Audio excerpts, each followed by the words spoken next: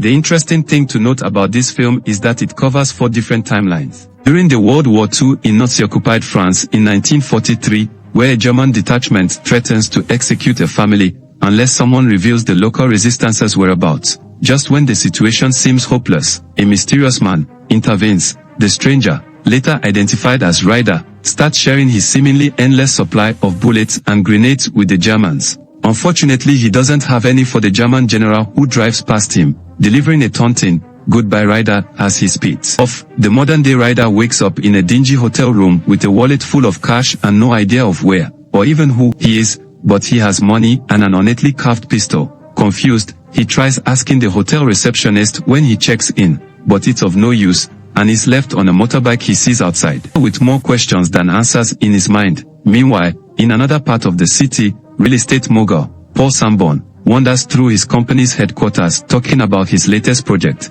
his own Mount Everest, to his familiar-looking right-hand man, Jack, who handles all the dirty work, whether it's leaning on politicians to play ball or shaking down poor shop owners who runs bar and restaurant in the city.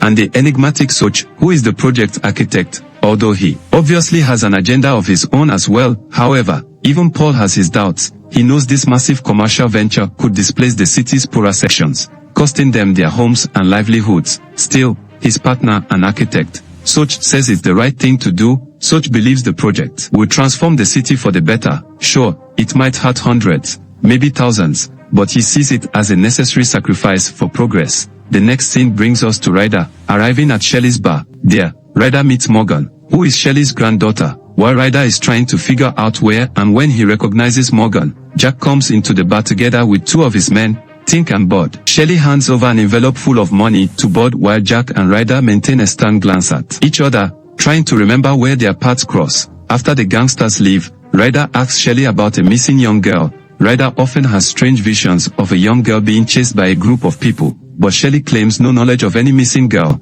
We are then taken to the height of the Roman Empire, Rome 180 AD. In these visions, Ryder is always trying to save a girl and her mother. Ryder recognizes Jack and Sanborn because they've appeared in his visions too, but not as allies. In these visions of the past, they're always scheming to harm the young girl and her mother. In one vision, Sanborn is an easy-to-sway German general, and in another, he's a Roman king controlled by his minister who always keeps whispering in his ears, telling him what to do.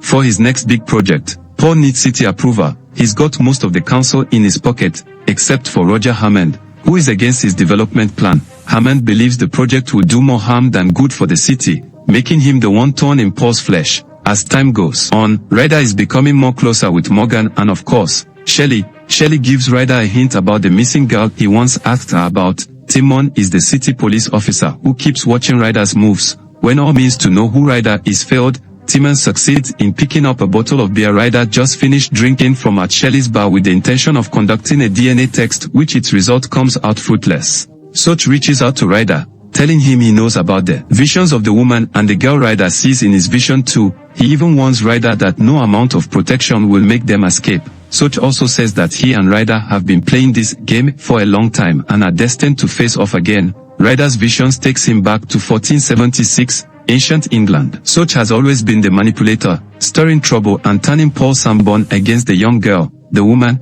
and even Ryder himself. Across timelines, Soch has consistently twisted the narrative to cause chaos. That's only fitting since his name is an anagram for it. Like Ryder, Soch has lived through many timelines. Every time Paul starts having second thoughts, Soch comes in to manipulate him.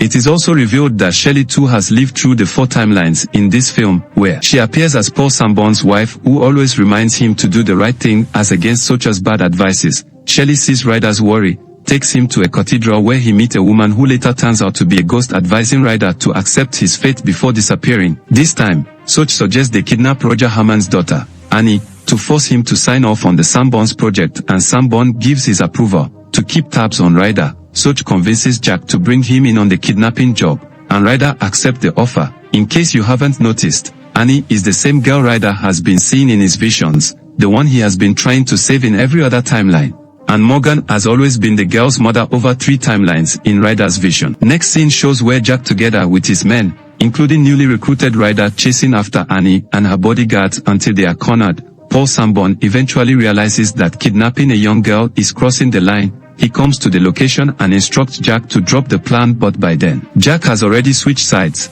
lured by a better offer from Soch. When Paul tries to intervene, Jack shoots him. At this stage during the kidnapping, Ryder changes sides and turns his gun on Jack and his men, taking them out one by one. In his final moments, Jack remembers that he's faced Ryder before and lost in all the 3 timelines, and same happens at the present day. With Jack out of the picture, Ryder points his gun at Soch but hesitates to pull the trigger, taking advantage. Soch tries to shoot Ryder but ends up getting shot by a wounded Paul instead. Ryder, like in the other 3 timelines, succumbs to a bullet wound after saving the young girl and the woman. But while he falls, Soch survives, and as he walks away saying, "Till next time." By this time, Timmons and Morgan arrive to tend to Ryder. A small funeral is held for Ryder, suggesting his death, attended by Morgan, Shelley, Timmons, and Paul, who have finally shelved his big development project, realizing it's not what the city needs. So, is this really the end of Ryder's journey through different eras? Probably not. As Soch hinted, he'll be back, and chances are, Jack will too, so they'll soon cross paths in another place, another timeline. Kindly subscribe to this channel, click the like button and the notification bell to support this channel. Thanks for watching.